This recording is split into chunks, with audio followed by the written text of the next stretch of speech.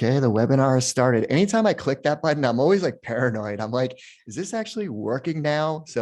And I actually deviated from Zoom webinar. I was using Restream for a bit, and it was too complex. So I went back to Zoom, and everything just works now, which is good.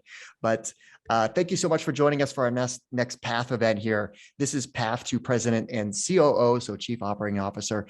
And these PATH events that we've been doing at Venturefizz have been like your roadmap on how do you get to a point in your career to that hopefully leadership level of we've done CMO, VP of Engineering, Chief People Officer, CTO. And today I'm super excited to talk to Kelly Merryman, who is the President and COO of Aura, which if you're not familiar with Aura, you're going to hear a lot about them. They are building a massive consumer tech company that is helping consumers with cybersecurity, identity theft. It's a much needed product in the world of consumer safety as we're spending so much time online. So she's going to talk about that. But Kelly, thanks so much for taking the time to join us today. Absolutely. Great to be here. Looking forward to it. Yeah, well, Kelly's got an amazing story, and I'm not going to get into the weeds yet because we're going to talk about your background, but just some quick housekeeping notes. I'm the founder of Venturefizz. We are an employment branding and recruitment website focused on the tech industry. So if you're looking for a job that is somewhere in mainly venture-backed companies or high-growth tech companies, we are your go-to site. There's over 10,500 jobs listed on our site. We're working with close to over 300 companies of the best tech companies out there, Aura being one of them. And they are hiring aggressively. And I'm sure Kelly's going to talk about that. But one of the things that we recently rolled out is a personalized homepage. So if you go to venturefizz.com/register, you can create an account with us, and you're going to get a personalized homepage experience that will feed you jobs, companies. I'm trying to almost be like Netflix with a recommendation engine. So Kelly's going to talk about that. So if you register with an account with us, you'll also have access to our different email properties. So please sign up at venturefizz.com/register, and you'll have all the details there. All right. We're going to talk about Kelly's background. We're also going to save some time at the end for Q&A. So the Q&A, there's a button down there on Zoom.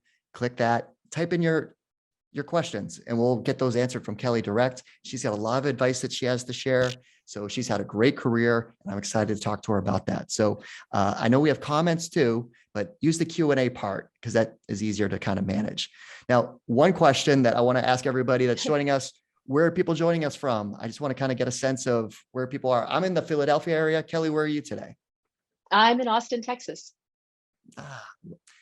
Austin's the city that I haven't been to yet. It's the number one city I haven't been to yet that I need to get to, which it's an amazing place as far as great barbecue, great music, great tech. So I need to get there soon. You're missing out. Come on down. I know. I definitely will. So, all right, let's get started. So great. Two rapid fire questions, just to kind of get a sense of who you are. What's your favorite hobby? Oh, I love to hike, actually. And we just recently moved from LA here to Austin with my family. We've loved being here back in the hill country. Lots of great hikes, and we have 3 small children. So I can tell you a lot about hiking backpacks that you can throw toddlers in. That's awesome. Okay, this is one of my favorite questions I love asking people. If you're stranded on an island, what's the one album you would take with you? So pre-Spotify, the answer probably would have been U2 Joshua Tree. But now post-Spotify, I think this is really going to confuse you, but it would be a toss-up between 90s hip hop playlist, because I feel like playlists have become the new album in some ways. And this is Blake Shelton Radio.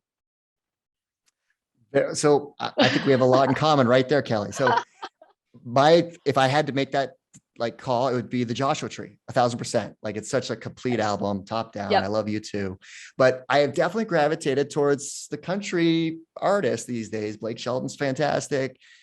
Thomas Rhett. And I mean, there's so many of them that I actually do spend a lot of time listening. It's fun to listen to during the summer. So they're good storytellers, you know? Yeah. And we've got people joining us from Austin as well, Florida, Great. Oregon. So thanks everyone for joining us. Okay, let's get into what we're here to talk about, which is Kelly's career path to President and COO. Okay. So talk about the early beginnings, what were you like as a child? Where'd you go to school? Like, were you on this path to become were you that type of child that you were like on this mission driven path? I have 3 children under the age of 5. So we watch Disney movies a lot. And the Disney movie that we're watching right now that I'm on probably view number 125, might be more than that, is Inside Out. And one of the things that I think is really cool about the movie Inside Out is this concept that in everybody's head, you have joy and anger and sadness and disgust and fear. And, you know, when I think about myself when I was a little girl, I definitely, I think everybody has one or two that are sort of their centerpieces. And I think for me, my centerpieces when I was young were joy, but also a little bit of fear. And the reason for that was that I grew up as a people pleaser and a bit of a perfectionist. And so I always wanted to be sure that when I did something, I did it perfectly and that I was prepared for it. And so I was a bit of a wallflower, actually, too. I wanted to fit in everywhere, but I think I ended up being somebody that was at a lot of things, but unmemorable. And that's okay. And so I was a smart kid. I did well in school. I was involved in lots of things. I was a dancer in theater and I played soccer. And, you know, I did all of those things reasonably well. But I didn't really stand out. And in college, it was this really wonderful experience for me. I went to the University of Texas at Austin. So I'm now back home in Austin, which is really fun. And it was this opportunity to show up at a school that was so big that I didn't have to carry any of the baggage of who I was for the first 18 years of life. And I had to figure out who I was. And I just was super lucky. I found a group of friends and an opportunity, and all of a sudden, fear went from being sort of at the center with joy, kind of walking down the edge. And I was able to really start to gain confidence and my voice. And I ended up being the president of business council, which is like the student council of the business school, sort of crazy. But it proved to me that I actually loved leading. I just loved it. I loved being in front and being a communicator and a cheerleader and a planner. And all of those things ended up helping me to find my grounding of my personality. So I think different people find themselves at, at 10 or at 15. It took me till I was 20 years old to really find out who I was and what made me really tick. Got it. Okay. So what'd you do after graduating from college? I moved to Dallas and took a job at Bain & Company. I ran into management consulting mostly because I had no idea who I wanted to be when I grew up. And I did get bored pretty quickly. And so I liked this idea of not having to pick an industry, but be able to bounce around and work with really senior leaders and learn a lot. And I really loved the learning component of it. And it was a really great 2-year experience. In fact, a week after I started at Bain, I had the opportunity to move to Johannesburg, South Africa for what was supposed to be a month, but turned into 7. And it completely changed my life.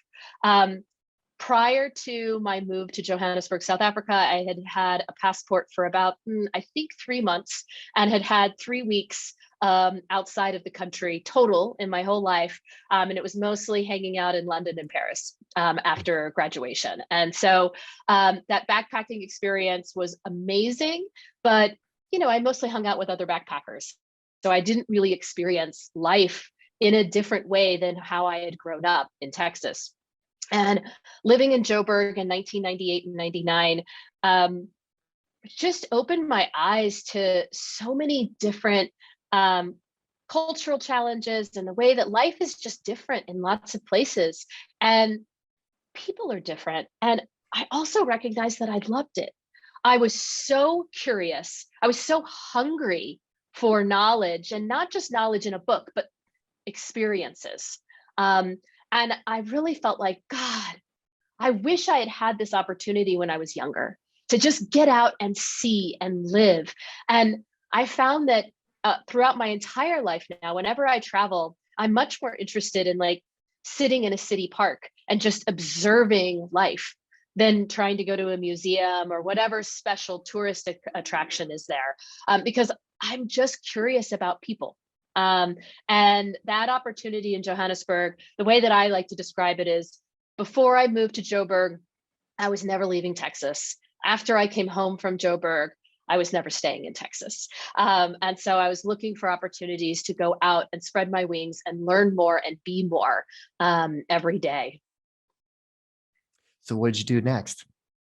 I moved to Boston. I joined Audax Group, which is a private equity shop. And part of the reason I did that was to get out of Texas, but part of it was that management consulting was a great first job. And I encourage anyone who's thinking about it to do it because it gave me a toolkit. It helped me to walk into any situation and not be afraid, and to ask questions, and to actually add value and create opportunities for me and the person across the table from me to work together, to collaborate, and just grow businesses. It was super, super exciting. However, management consulting isn't about doing. It's about planning or creating and then handing the opportunity over to somebody else to do it. And I realized very quickly I wanted to be the change. I didn't want to just define it. And so I went into private equity thinking, oh, that's closer to being the change, but still gives me the flexibility of not having to make a very narrow choice. I was still anxious about having to really decide where I was going to focus in life. And I had a wonderful time at Audax Group. It was really cool. But after 2 years of being on planes all the time and continuing to build my toolkit of experiences, it was still not being the change. I needed to go and run something.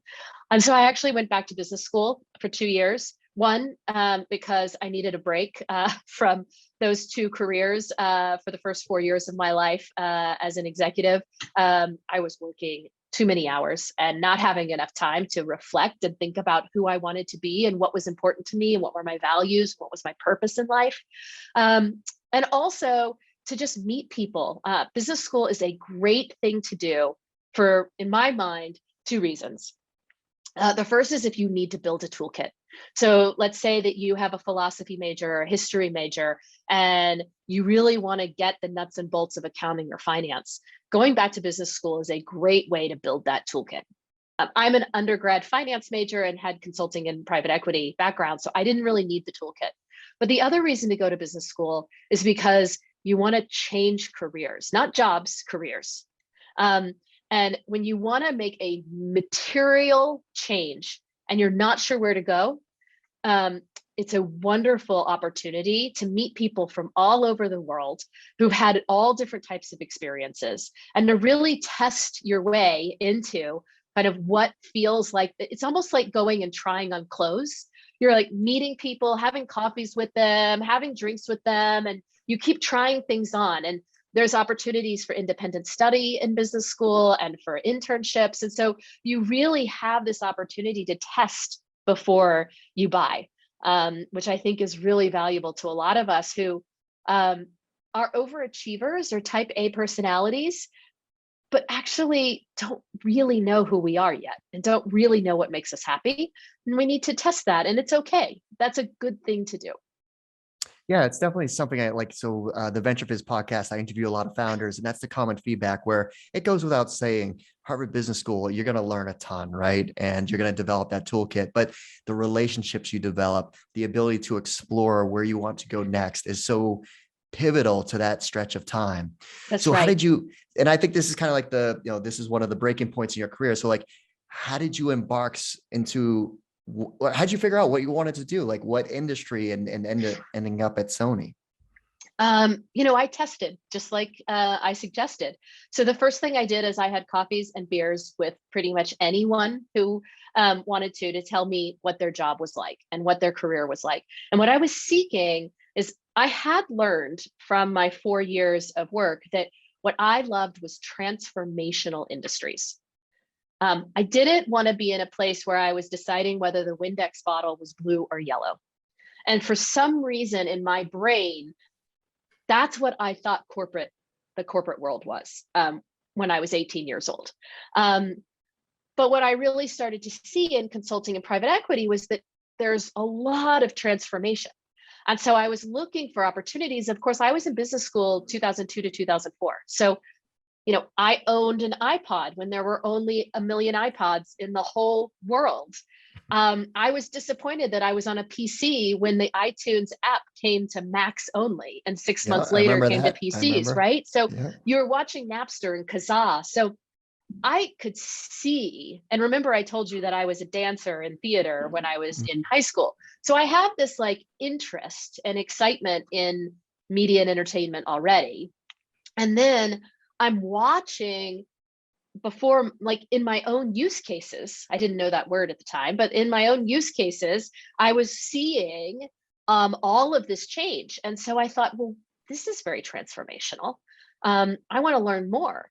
And so as I started learning more about the space, I started to feel like that was a really good fit. And so I spent the summer between my 2 years of business school in New York at Warner Music Group, when it was still part of Time Warner. And then I also did an like an independent study with Microsoft around Xbox being the center of the living room. And so both of those sort of gave me some confidence that this industry actually could fit me. It was like, okay, this is a good jacket. I'm going to keep it. I'm going to buy it. And so then I interviewed, and the biggest risk. So remember, I'm a people pleaser by nature that I have to fight all the time, which also means that I like to be first. So if you want to be first in business school, you get jobs in banking or private equity in the fall before you Right. graduate the following June. If you want to be in media and entertainment, you interview after you cross the graduation line. Okay. So I found patience is not my strength. It is a virtue, not one that I hold, but I found a lot of patience and a lot of strength in saying I am going to wait, because this is what I came to business school for. I didn't come for the toolkit. I came to find my career, and I believe I found it. And damn it, this is hard because I want the job now and it's not Right. available. And so I just continued to network. I continued to call people. I continued to try and see what was out there. And the week after I graduated, I flew to LA, and I think I had interviews with like 4 different companies. Got a job at Sony Pictures, super excited about it, and moved a month later and started right after the 4th of July. So Well, this that to was set it. so you're Texas, Boston, or and Africa, right? So like you're becoming very worldly, and Yes. also very industry going through major radical shifts. You highlighted like Napster, Kazaa.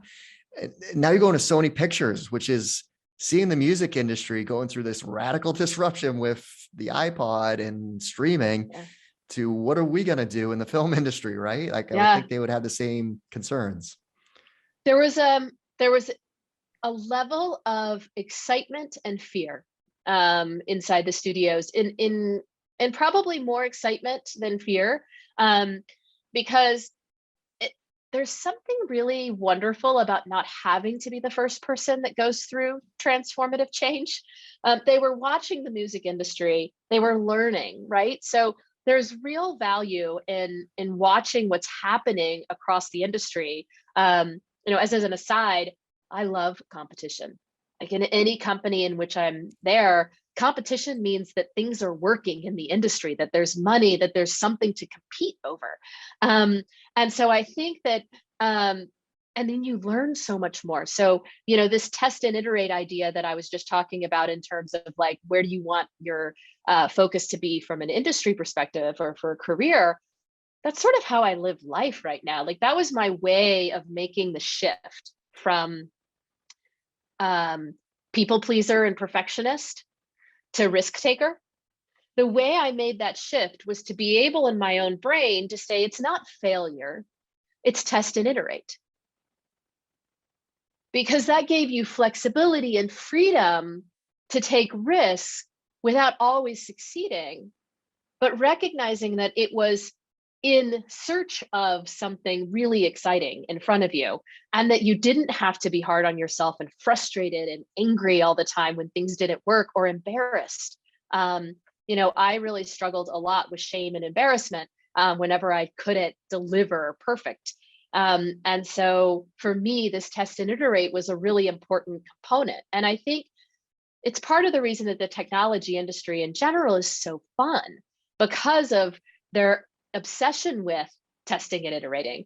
And I think the combination of technology companies being interested in building digital media and the entertainment industry, specifically movies and TV, saying we have to be curious because we don't want what happened to the music industry to happen to us, allowed all of these entertainment executives to come to the table with an open mind, a collaborative mind. And the combination of just the timing of that and then the culture of technology coming together allowed for, I think, the studio executives to just understand we need to take calculated risk. We're not going to do crazy things, but we need to take calculated risk. We need to learn, we need to test, we need to figure our way into this. And so I was just really blessed to be inside of Sony Pictures at a period of time for 3.5 years when all of this testing and iterating was happening. And so I think about often that my time at Sony Pictures was really special because negotiation is an apprenticeship business. It's an opportunity to sit in rooms and just watch what happens and say like, ooh, that didn't work.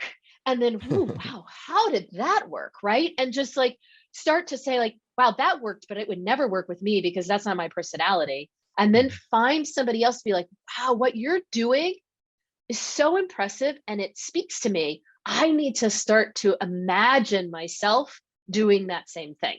And so for me, I just got an opportunity to sit at a table instead of doing like, 5 deals in 3.5 years. It was more like 50 or 100, because the whole industry was in transformation.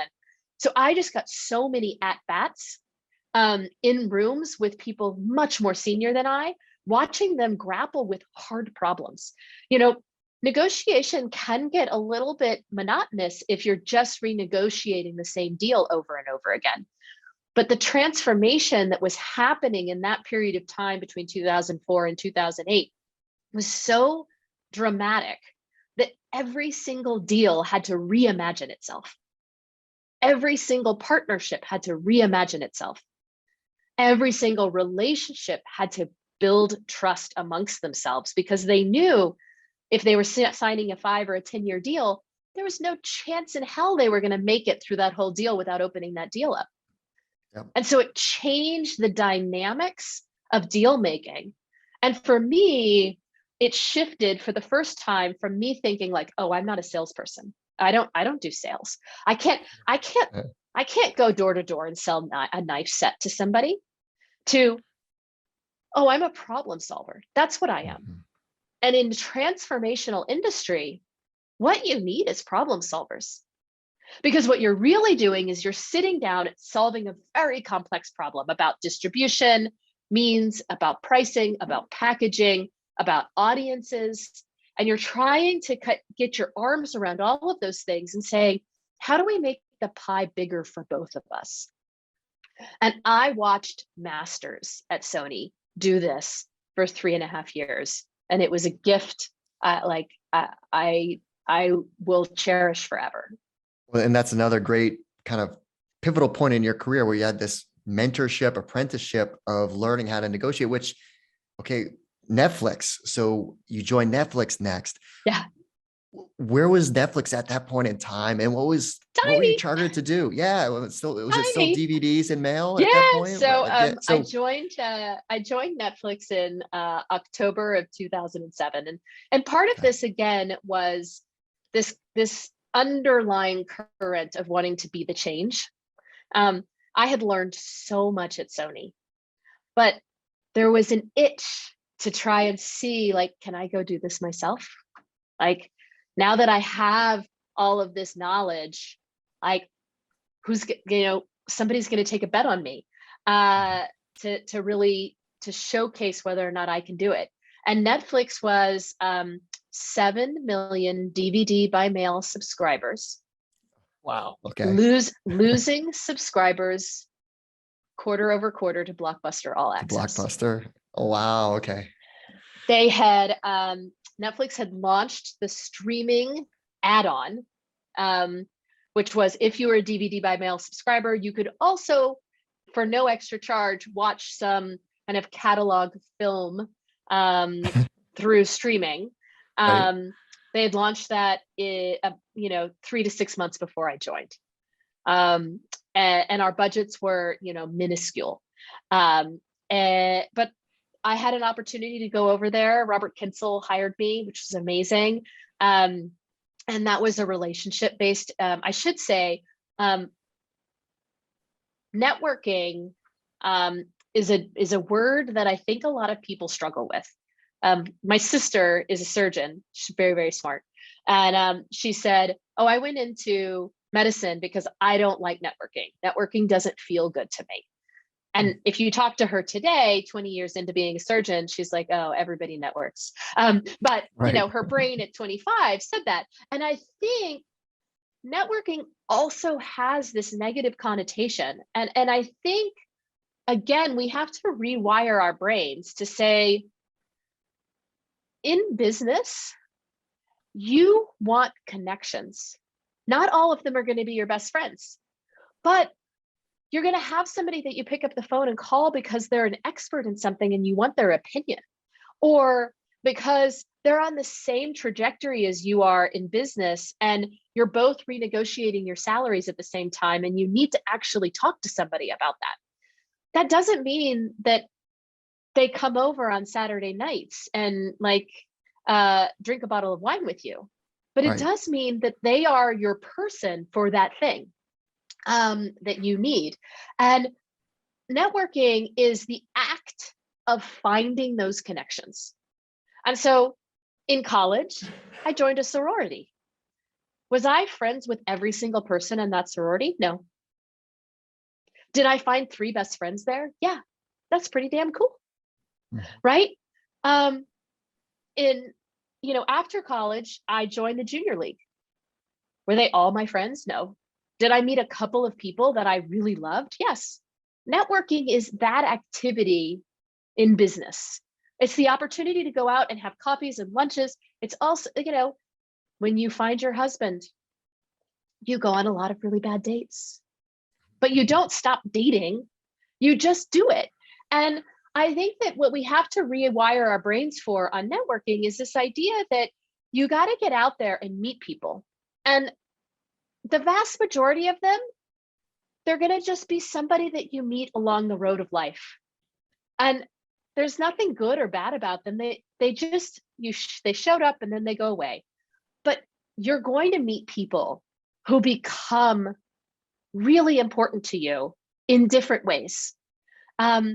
That person that helps you negotiate your salary, that person who helps you write your resume, that person who helps you when you're taking a new job and you're really scared about maybe biting off more than you can chew. That person who educates you in this new industry that you're like, oh my God, what have I gotten myself into? I'm not an expert here any longer. What do I do?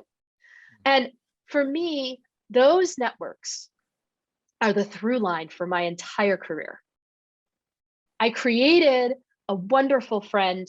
I worked for a guy inside a Bain & Company who called one of his best friends at Audex Group and put in a good word, which allowed me to get that job. After business school, I interviewed for Sony Pictures, and one of my closest friends or colleagues at Audex Group said, oh, my business school friend is hiring for that job, and he put in a good word for me. My boss at Sony Pictures was leaving Sony Pictures, and he said, Robert Kinsel is hiring at Netflix. He called Robert and said, you need to meet this woman. Yep. Those are my connections. Those are the people who fought for me, who believed in me, who saw me.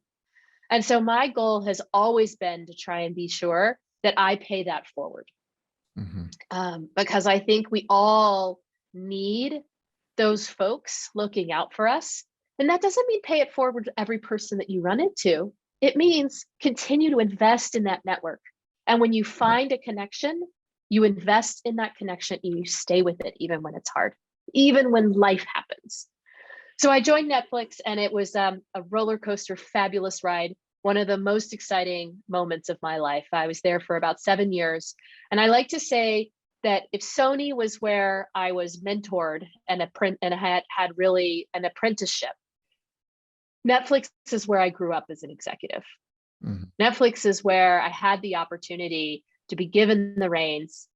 Freedom and responsibility was a core tenet of how Netflix thought about their culture. And I embodied it. And I got an opportunity to have enough rope to prove that I could do what I thought I could do. And it just fueled everything I was looking for: transformation, curiosity, creativity, leadership, all of those things coming together, and an opportunity to really showcase who I could be and what I could do. And I think about Netflix a little bit like this process. When I talk to people, when I'm mentoring them, a lot of times I say, like, your career never looks like this. It's not a straight line. There are moments where it's a little bit flat. There are moments where you're in steep learning curve.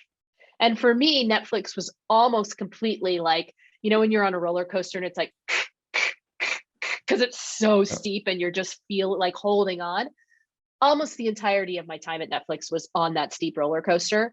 Yeah. And I was learning all the time and really, trying to figure out who I was as a leader. But the way that I got really comfortable with that is because if you stood back and looked at, that roller coaster, you'd go like, oh my God, I'm never going to be able to make it. I think about it also because I was just in Park City with my kids this last weekend, like being at the top of like a really steep, like double black diamond or something. Before you drop in, you're looking down and you're like, nope, can't do it. Nope, nope, nope, nope, nope, nope, nope, nope. But once you're on the mountain, like that, it's dropping in that's the hardest part. Once you're on the mountain doesn't look as steep as it is because you have a different vantage point, and you're just trying to figure out how to get to the next 100 feet and then the next 100 feet. Like, okay, this is all I'm doing.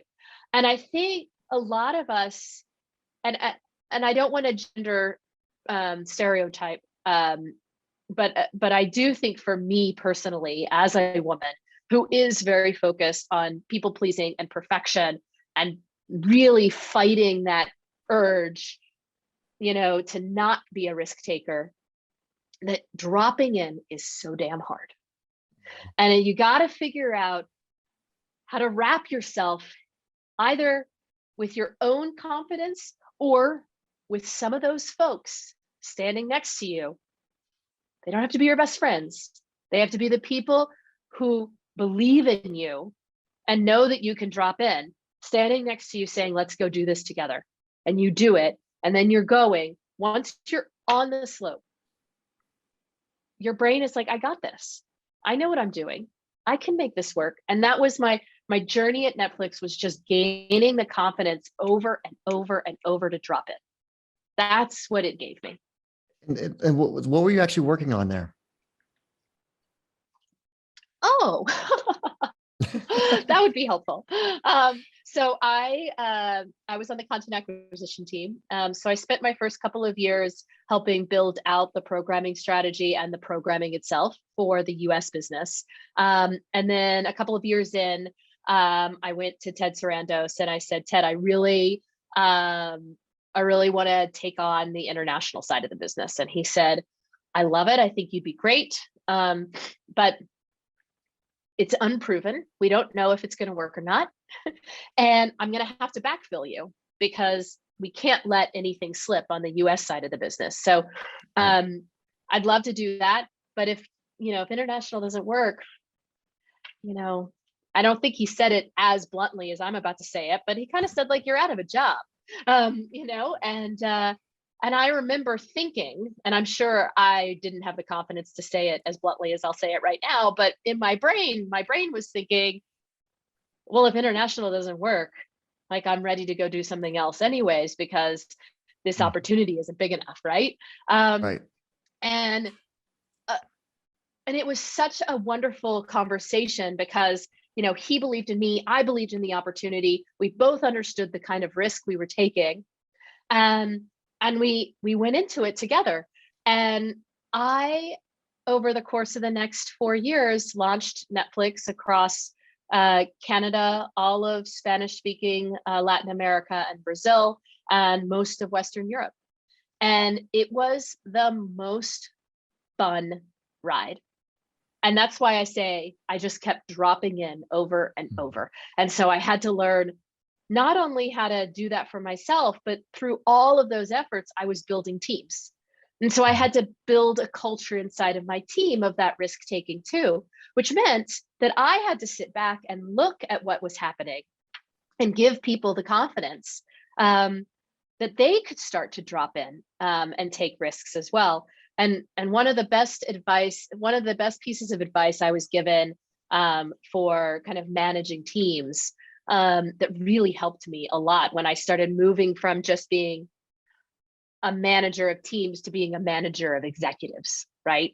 So I always think about it like you're a manager of individual contributors, then you're a manager of teams, and then you're a manager of executives. And as you move up that rank, your job changes. And one of the things that you have to do is you've got to give space to your leaders to take risk themselves and to fail. And so somebody once said, this is a good friend of mine that was in the food services industry. And she said, oh yeah, if somebody is going to do the job 80% as well as you are, let them do it.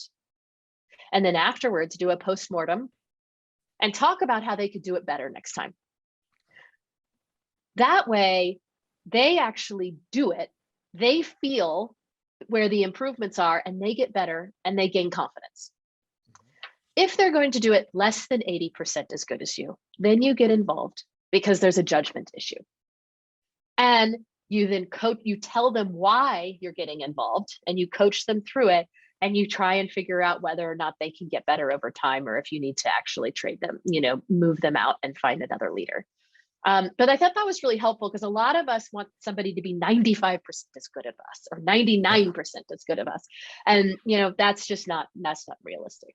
So so that's 7 years at Netflix. And then, Robert Kinsel, who had hired me at Netflix, ended up going to YouTube in 2010. And in the end of 14, he called me and said, I've got a VP position at YouTube. Do you want to get the gang back together? Yeah, because obviously with Netflix, the international business ended up being a huge catalyst for growth and obviously the exponential growth and shareholder value. But YouTube was at this breaking point too, right? Where it was like they started doing, YouTube Red at first, right? Was it called Red? And then, YouTube TV. So all these things. So you were coming in at the breaking point of this thinking, right? Of going in this direction. The way that I like to think about it is I really love working with companies. This is sort of a funny way of saying it, but like when they're gangly preteens, they're not quite sure who they're going to be when they grow up, but they've got a lot of potential. Right. And so when I joined Netflix in 2007, we didn't really have a clear vision of how we were going to be the leader in streaming. We just wanted to be. And when I left at the end of 14, we were clearly the leader in streaming. And it was a very clear, the brand voice, the brand positioning, the brand value, it was all there. And Blockbuster was gone. And Blockbuster was gone. And YouTube was pretty big when I joined. But the truth was that YouTube also was a bit of an outsider who was trying to figure out how to integrate itself in a collaborative, effective way with the big engines of creativity within the industry across media and entertainment and music and news, sports. And we hadn't done that yet. And so I was really brought in to help think through how to make that transition. And over the course of 6-7 years, we were able to make that transition too. And so, I think, I hope folks would agree that YouTube today looks quite different than it did in 2015. And I often say YouTube of 2015 was a mirror that reflected millennials in developed countries. And looking at their entertainment needs. And today, YouTube is a mirror looking at 2 to 92-year-olds across the entire globe for entertainment, information, and education. And that's a pretty big transformation. Yeah. I mean, think about my own personal usage dating back, 5-6 years ago to what I do now. It's like educational, right? Okay, I need to fix my sink. Can I do this, or do I need to call a plumber? Someone's fixed it, that same exact sink. And you're like, wait, I could handle that. Or wait, nope, I could probably go to the plumber and not screw it up more. Or, just finding so much great content that's just, because obviously you've got a lot of the, networks, whether it's like Saturday Night Live, they put all their content up there. So it's just, well, it is like the second largest search engine right now, right? Like, it's Google, and then YouTube is the second largest. So yeah. So, all right, well, let's talk about today. So what led you, like you had this amazing experience, career, great brands, building transformational businesses. What led you to Aura? Remember how I said part of the reason I went to business school was to get some perspective, to get some space, because I felt like I was working so hard that I didn't have an opportunity to really think about what my purpose was. I had my third child in February of 21. And so I had a 5-month maternity leave. And like, don't get me wrong, maternity leaves are hard. They're really hard. Google was kind enough to offer 5 months instead of kind of the typical 2 to 3 months that you see many companies offering. For me, the difference between 2 or 3 months and 5 months was huge, because those first 2 or 3 months, you're not sleeping, you can't think, you're like just you're in survival mode, you're more animalistic than human in a lot of ways. Right. Mm-hmm. But those last 2 months, I had a lot of space. My son was a good sleeper. I was able to go out on walks with him a lot. And it actually operated sort of like a mini sabbatical for me, to really give me space away from work, to really think about what mattered to me. And so there were a couple things that sort of resonated with me. The first was, I am on this earth to be the best mom and wife that I can be. Full stop. I can only be that person when I'm working, period. It was super clear to me. Like, I know what my goal is. Like, my purpose is very clear. What I need in order to be successful at meeting that purpose is work. Mm-hmm. However, not any work. The most important thing for me was when I get home every night and kick off my shoes and get on the ground with my little kids, to be filled up from my time at work. So I have lots and lots to give to them. And what I found was that over the course of time, I was coming home half full, a quarter full, fully drained. Work had moved from being fulfilling and exciting and like making me a better mom to being draining and causing me to have a hard time being engaged with my kids. And that's the reality, I think, of work for lots of us. Now, COVID didn't help, right? But I think, remember this test and iterate concept that we were talking about? I think we often don't do a great job of that inside of our own careers. Over time, our risk tolerance drops lower and lower and lower, because we feel like, well, we just need to stay in this job because we know it and it works, and our world kind of works around that job. And I think that, when people say like, put on your own oxygen mask first on the airplane and then help the person next to you, that applies in life. And I think a lot of us, women in particular, with young kids, prioritize everything and everyone ahead of ourselves. And that's not healthy. And what I found was, there's a really great TED Talk from Shonda Rhimes about her year of yes. And one of the things that she says in it is this concept of, for any of you who are workaholics, who love working, one of the things you love is the hum And that's like the feeling of driving down the freeway with your windows unrolled, and like, it feels so awesome, and you're in the zone and you can be there forever and you can drive forever. And, you know, and her statement was, and then one day the hum stopped and the power was still there, and the influence was still there, and the people and the money, everything was still there, but work tasted like dirt. And I thought, how many of us have gotten into that spot? And you know what? Damn it, I'm in that spot right now. And I had this realization that I had to take control and figure out, you know, I was in a great job with an amazing boss and wonderful people working for me. My team was amazing, and we were having influence every single day. So on paper, why would you ever leave? But it no longer met my needs. And if my goal, my top goal, was to be the best wife and mom, I wasn't able to do that anymore. And so I went back and said, like, what is it? When was I the most fulfilled? When did work fuel me the most? And I actually found that it was in the very early stages of Netflix. So I tried to define what it was about that role that I loved. And so I was like, okay, great. So number one, I want to be the change. Okay, I need to, now it's time. I've been kind of a top 20 decision maker. Now I need to be a top 1, 2, or 3 decision maker. It's time for me to ratchet that back up and test myself again. I need that. The second, really strong, high horsepower CEO that had creativity and risk tolerance. You know, to have that kind of like horsepower, creativity, and risk tolerance, you've just got to be at a smaller company. Because once your company gets really, really big, it's much harder to turn the ship. So I was like, I need to be at a smaller company. And then a board who actually had a lot of confidence in the CEO and embraced the risk tolerance that he or she had.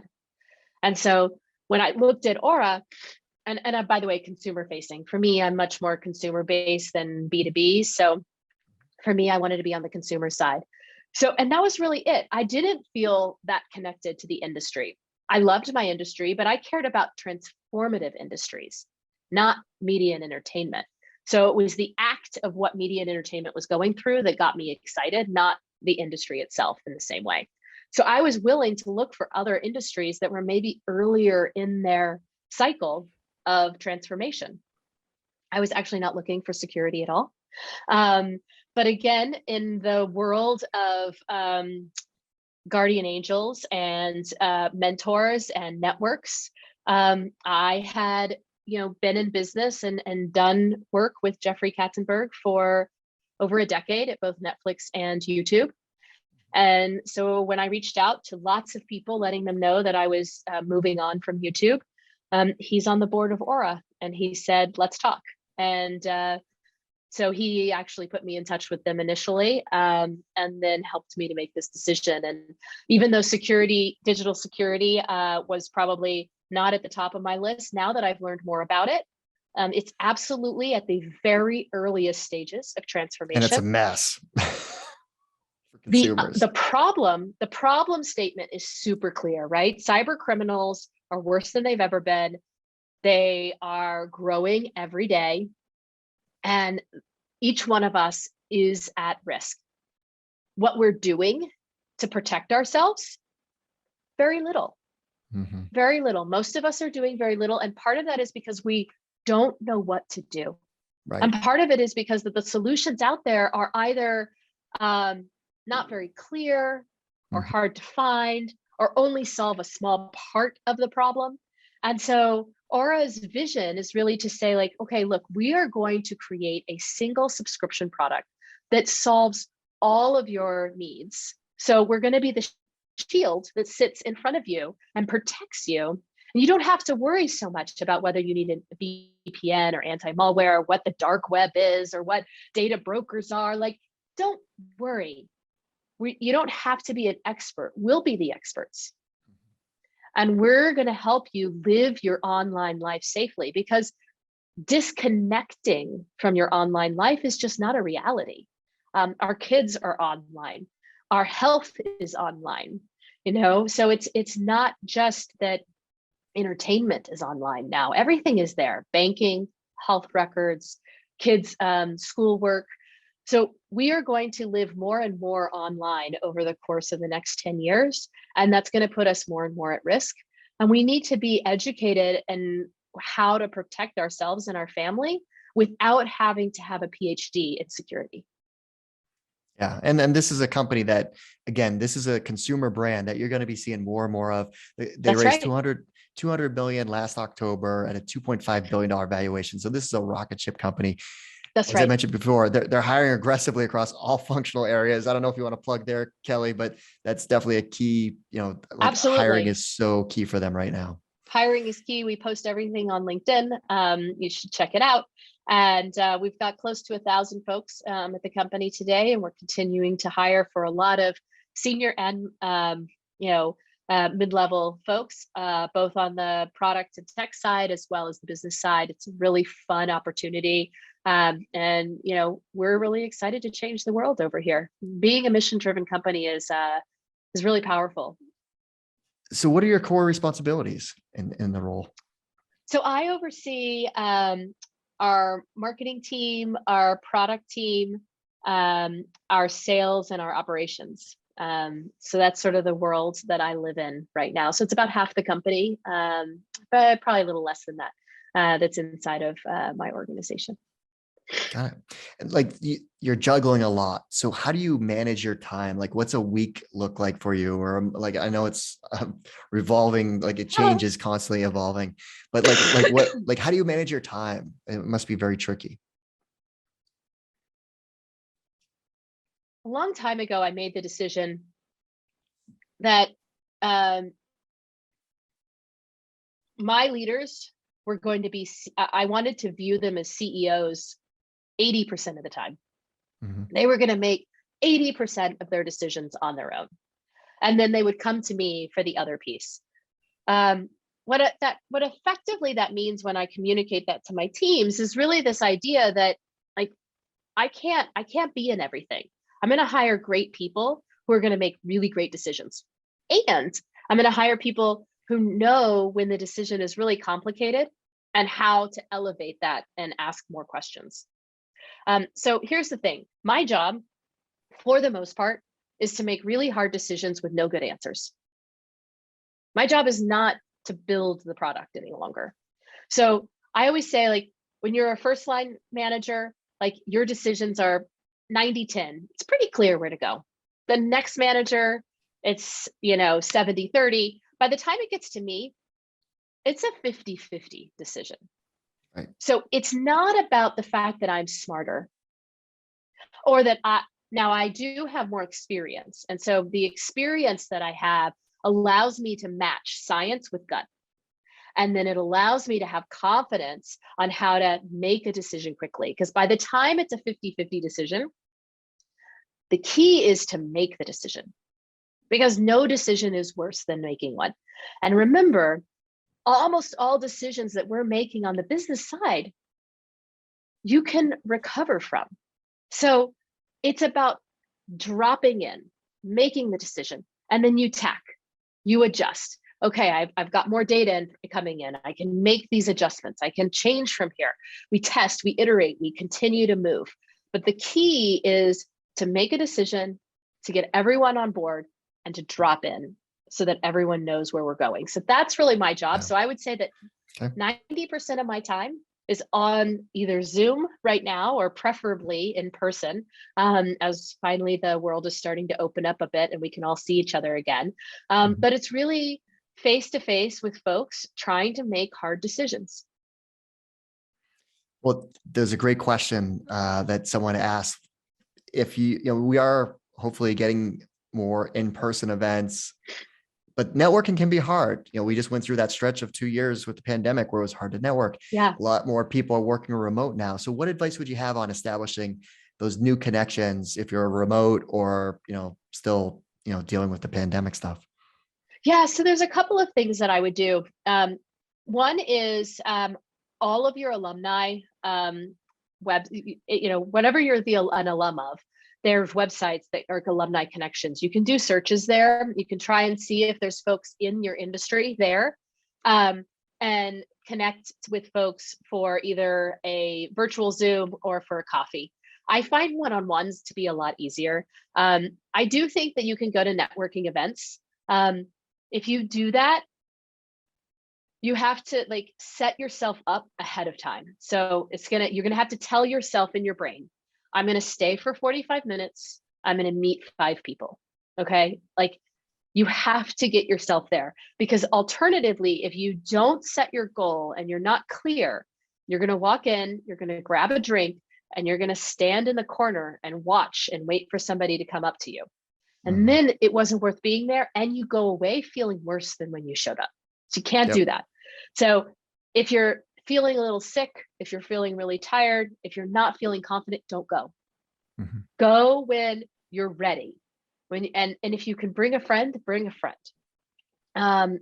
Do those things. But I think one-on-ones are a lot easier inside your own company. Once you're back in kind of in rhythm, invite people, just ask somebody that you've had a conversation with. Like, let's say you've sat in a room and there's somebody that's 3 levels higher than you are in the room. You drop them a note, copy their assistant, and say, can we do a 30-minute coffee? Almost everybody will say yes. Almost everybody. Almost everybody will. Almost everybody. I offer office hours, have for all of my time at YouTube, and do it at Aura as well. It's 15-minute slots every week. There's like 4 to 8 slots every week.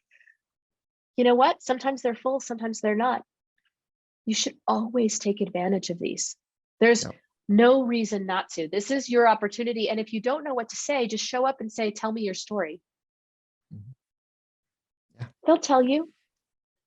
I'm going to double down on that. Like, so the alumni, like you've got a powerful college alumni. If you reach out to someone through LinkedIn or email and say, hey, I'm just looking to get 30 minutes of your time just to pick your brain about my career, they're not going to say no. And if they say no, you probably don't want to talk to them anyways. So and then the other thing, that if you are at an in-person event and you're a little shy, introverted, what I would always do going to an in-person event is show up 15 minutes early, because you're going to be one of the first people in the room, and there's going to be other people that are just standing there looking at each other, and you're just going to have to talk, because otherwise just everyone's just standing there, and that puts you in the flow of the conversation, and then people start to compile together and you're already talking. So that's an easy way to get that ice. Because if you walk into a full room and everyone's in those pools, it's very hard. Where do I go? So yeah, it's really good advice. Yeah. No, it's definitely key is networking. So we need more women leaders. So this was another great question. What advice and words of encouragement would you have for women to take on more of that, mission to drive to that leadership role? And how can you detect companies that are going to embrace that? The first thing I would say is you can do it. You can do it. Because I think a lot of it is we can hold ourselves back because we wait until we have every qualification to apply for a job. We don't have to do that. We can learn on the job. We absolutely can. And we are really freaking good at the balance between gut and science. Really good.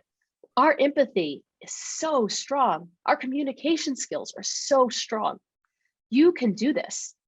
You got to apply. You got to raise your hand. You got to advocate for yourself. So many of us will advocate for our kids all day long, but we won't advocate for ourselves. You got to. And then the second is just looking for, other women leaders inside the organization and asking to meet with them. So like if you're interviewing for a job and you've only met men inside your interview panel, I think you can say like, I'd love to meet one of the women leaders on the executive team as well. If they say no, you probably don't want to work there. Flag. It's a flag. Yeah, but ask the question and you'll learn a lot. Yeah. Oh, that's great advice. Well, Kelly, we're running into our 1 o'clock time here. I want to thank you so much for taking the time to walk us through your background. And like, it was perfect because like things that I was going to address, like you wove into your story each step along the way about mentorship and how did you get from A to B. So thank you so much. This was very inspirational. And I hope everyone that was listening got some just pointers to help direct their own career to be the next generation of leaders. If anyone wants to connect on LinkedIn, I'm just Keith Klein. Send me an invite. I'd be happy to connect if we're not already connected. But Kelly, thanks so much for taking the time to talk to our audience about what you've been up to. Absolutely. I really enjoyed it. Take care. All right. Thanks, everyone. See you next time. Bye-bye.